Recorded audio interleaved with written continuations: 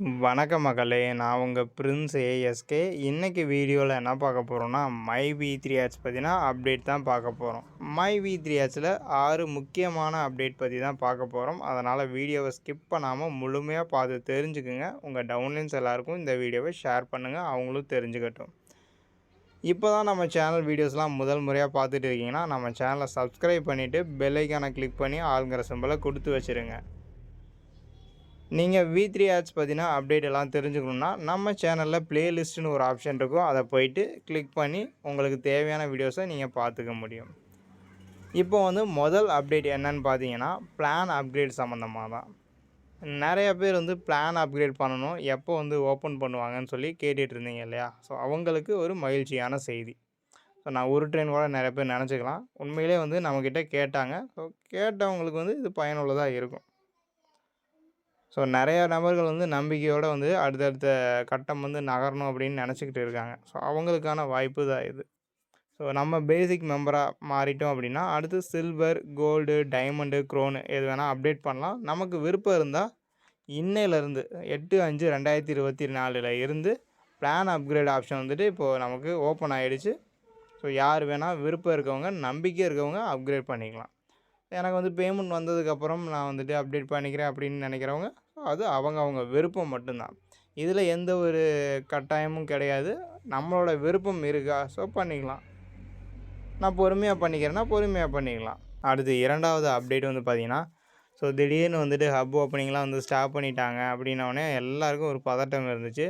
இப்போ plan upgrade option open பண்ணாங்க. அடுத்து ஹப் ஓப்பனிங்கும் மே 15க்கு மேலே எல்லாம் வேலைகள் முடிஞ்சவொடனே ஓப்பன் பண்ணிடுவோம் அப்படிங்கிற மாதிரி அப்டேட் சொல்லியிருக்கிறாங்க. ஸோ அதனால் அதுவும் நமக்கு மகிழ்ச்சியான ஒரு செய்தி தான். 3வது அப்டேட் பார்த்திங்கன்னா, நம்மளுடைய ஆப்பில் ஒரு சில எரர் காமிச்சிட்டு இருக்கிறதெல்லாம் பேக்ரவுண்டில் அப்டேஷன் நடக்கிறது தான். ஸோ நம்மளுடைய ஆப்பு பார்த்திங்கன்னா நிறையா டெவலப்மெண்ட் பண்ணிகிட்ருக்காங்க, நிறைய ஆல்ட்ரேஷன் பண்ணிகிட்ருக்காங்க. ஸோ லீகலாகவும் சரி, டெக்னிக்கலாகவும் சரி, எல்லா வகையிலையும் நம்மளுடைய ஆப் இன்னும் தரமாக, இன்னும் வேகமாக செயல்படுறதுக்கு எல்லா வேலைகளும் நம்மளுடைய எம்டி சார் செஞ்சுக்கிட்டு இருக்காங்க. அதனால தான் அவரால் வீடியோ பேச முடியாத சூழ்நிலை அப்படிங்கிறத சொல்லியிருந்தாங்க. ஸோ அதுதான் ஆப் அப்டேஷன் பற்றின ஒரு தகவல். அதுக்கப்புறம் பார்த்திங்கன்னா, இன்னும் மேலும் எல்லாருக்கும் ஒரு மகிழ்ச்சியான செய்தி. ஏன்னா எம்டி சார் பேச மாட்டேங்கிறாரேன்னு சொல்லி எல்லோரும் எதிர்பார்த்துக்கிட்டே கிடப்போம்.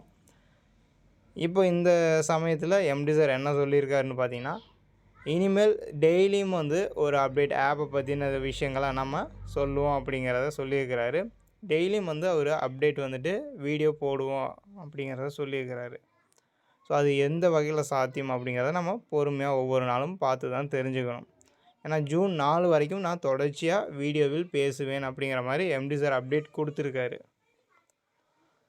ஸோ ஒவ்வொரு நாளும் ஒவ்வொரு அப்டேட்டோட எம்டி சார் வருவாங்க. அப்போது எந்த அளவுக்கு ஆப்பில் அப்டேஷன் இருக்க போகுது அப்படிங்கிறத நம்ம பொறுமையாக தான் பார்க்கணும். ஏதாச்சும் மாற்றங்கள் வருமானு நிறைய பேர் கேட்குறீங்க. வர்றதுக்கான வாய்ப்புகள் இருக்குது. ஒரு சில சின்ன சின்ன மாற்றங்களோடு தேவையான விஷயங்களை இன்னும் உள்ளே கொண்டு வந்திருக்கலாம்.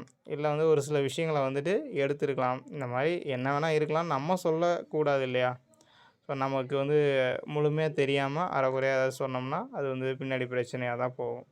ஸோ எம்டி சாரே எல்லா விஷயங்களையும் தெளிவாக ஒவ்வொரு நாளும் சொல்லுவார். கொஞ்சம் பொறுமையாக இருங்க, அது எல்லாமே தெரிஞ்சுக்கலாம். அடுத்தது பார்த்திங்கன்னா 5வது அப்டேட். கேஒய்சி ஆப்ஷன் பார்த்திங்கன்னா நிறைய பேர்த்துக்கு ரீசெண்டாக ஒர்க் ஆகாமல் இருந்துச்சு. ஸோ என்னென்னா இப்போ எல்லாமே ஃபில் பண்ணால் ஓடிபி வராமல் இருந்துச்சு. ஸோ ஒரு சிலருக்கு அதை ஃபார்மை ஃபில் பண்ண முடியாமல் இருந்துச்சு. இப்போ அது எல்லாமே சரியாயிடுச்சு.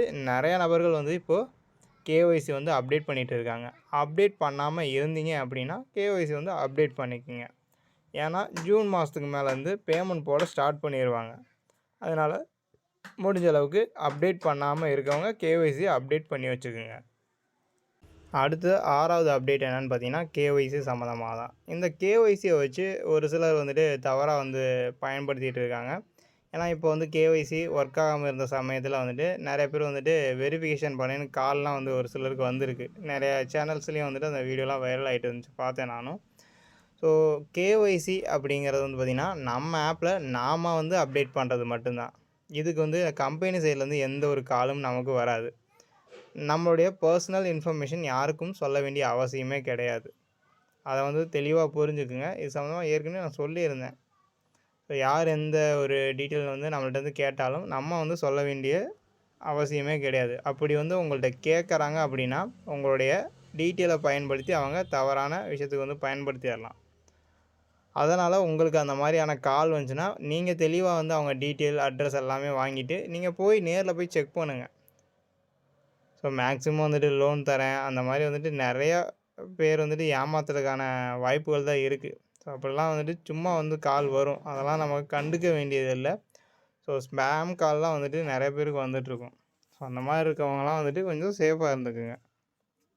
ஸோ தெளிவாக வந்து செக் பண்ணுங்கள். யார் என்ன அப்படிங்கிற விவரங்கள்லாம் வந்து தெரிஞ்சுக்கிட்டு நீங்கள் எந்த ஒரு விஷயம் சொல்கிற மாதிரி இருந்தாலும். ஸோ மேக்ஸிமம் இந்த எக்ஸ்ட்ரா லிங்க்லாம் வரும். அந்த மாதிரி லிங்க்லாம் அனுப்புனாங்கனாலாம் எதையும் கிளிக் பண்ணாதீங்க. அதுக்கப்புறம் ஓடிபி நம்ம சொல்லக்கூடாது. எதுவுமே வந்துட்டு நீங்கள் அடுத்தவங்க வந்து உங்கள்கிட்ட கேட்குறாங்கன்னா அதை ஃபஸ்ட்டு நீங்கள் என்ன ஏதுங்கிற விவரத்தை நீங்கள் கேட்டு தெரிஞ்சுக்குங்க. அது சரியா தவறா அப்படிங்கிறத வந்து நம்ம ஆராய்ஞ்சிட்டு தான் நம்ம அவங்களுக்கு வந்துட்டு எந்த ஒரு டீட்டெயில் வந்து கொடுக்குறதா இருந்தாலும். ஸோ நம்ம பேரே நம்ம வந்து அடுத்தவங்களுக்கு வந்து கால் பண்ணி கேட்டாங்கன்னா சொல்ல தேவையில்ல. ஏன்னா கால் பண்ணது அவங்க. யார் என்ன வேணும் அப்படிங்கிறத அவங்க தான் தெளிவாக சொல்லணும். ஸோ அவங்க வந்துட்டு சரியாக சொல்லல அப்படின்னா உங்கள்கிட்ட சம்திங் வந்துட்டு அது ஸ்பேம் கால் தான் அப்படிங்கிறத நீங்கள் ஐடென்டிஃபை பண்ணிக்கலாம். ஏன்னா நம்ம யாருன்னே தெரியாமல் நமக்கு கால் வருதுன்னா அப்போ அந்த இடத்துல நம்ம யோசிக்கணும். ஸோ இது போல் தான் ஒவ்வொரு விஷயத்திலும் வந்துட்டு நம்ம சிந்தித்து செயல்படணும். ஸோ இந்த வீடியோ உங்களுக்கு ரொம்ப யூஸ்ஃபுல்லாக இருக்கும்னு நினைக்கிறேன். இந்த வீடியோ பயனுள்ளதாக இருந்துச்சுன்னா லைக் பண்ணிடுங்க. உங்கள் ஃப்ரெண்ட்ஸுக்கும் ஷேர் பண்ணுங்கள். நம்ம வீடியோ பற்றின கருத்துக்களை மறக்காமல் கமெண்ட்டில் பதிவு செஞ்சுருங்க. தேங்க்யூ ஸோ மச் ஃபார் வாட்சிங்.